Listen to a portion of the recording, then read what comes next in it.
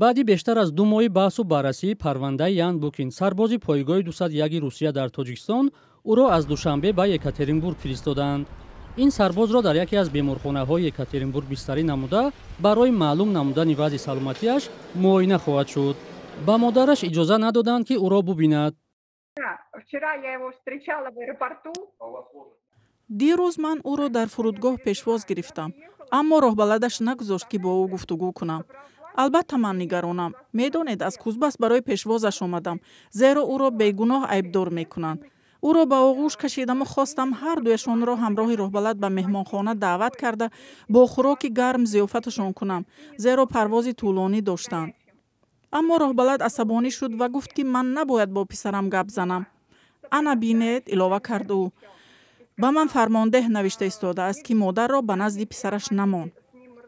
яъне бо ҳар баҳонае мехост, ки ман аз писарам дур шавам. ман ба ин система эътимод надорам, зеро ҳама пайроҳаҳои ин дузахро тай кардам. ман ба ҳамаи ниҳодҳо, вазорати дифоъ, тандурустӣ ва ғайраҳо арз кардам. Министерство обороны, здравоохранения, все, что можно было. Далер Қурбонов, вакили мудофеи Ян Букин, шикоят дорад, ки қабл аз қувваи қонунӣ гирифтани қарори додгоҳ дар бораи ба Екатеринбург фиристодани зерҳимояаш ӯро ба ин шаҳр бурданд, ки дар ин бора ба зинаҳои болоии мақомоти рус шикоят кардааст. мегӯяд иттиҳом нисбати Букин беасос аст. ҳангоми пурсиш Букин зикр намуд, ки қатъиян бо айби эълоншуда розӣ нест, зеро сари вақт барнагаштан ба қисми ҳарбӣ гуноҳи ӯ набуд. ӯ ӯҳдадор набуд, ки чиптаҳои ҳавопайморо барои самти шаҳри Екатеринбург Душанбе аз ҳисоби худаш харад. дигар он ки баъд аз иштирок дар задухӯрдҳои мусаллаҳона дар соли 2022 сол саломатии ӯ хуб набуд. дороҳои таъиншудаи сахттаъсир истифода мекард ва дар давраи сари вақт барнагаштанаш танҳо ба муолиҷаи саломатиаш машғул буд. худи Букин дар суҳбати қаблияш ба Радиои Озодӣ гуфта буд, ҳама чиз моҳи марти соли 2022 сар шуд, замоне ки вай ва ҳамхидматонашро аз пойгоҳи низомии Русия дар Тоҷикистон ба ҷанги зидди Украина бурданд ва ӯ ҷароҳат бардошту натавонист сари вақт ба Душанбе баргардад.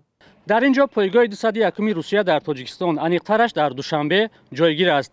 дар ин пойгоҳ касе ҳозир нашуд дар робита ба қазияи Ян Букин суҳбат кунад. онҳо гуфтанд, ки дар робита ба ин мавзӯъ баъдан муроҷиат кунед. ҳоло маълум нест сарнавишти ин сарбози рус, ки аз 5 то 10 сол зиндон таҳдидаш мекунад, чӣ хоҳад шуд. Ян Букин фарзанди ягонаи оила буда, то ҳол хонадор нашудааст. модараш дар шаҳри Бачатскии Кузбас зиндагӣ дорад ва мунтазири раҳоии писараш аст. русия дар охири моҳи феврали соли 2022 бедалел ба Украина ҳамла кард. Радиои Озодӣ пештар дар бораи ҷалби сарбозони пойгоҳи 201 Русия ба ҷанг гузориш нашр карда буд. пойгоҳи 201 артиши Русия дар Тоҷикистон бузургтарин пойгоҳи хориҷии нерӯҳои хушкигарди артиши он кишвар ба шумор меравад.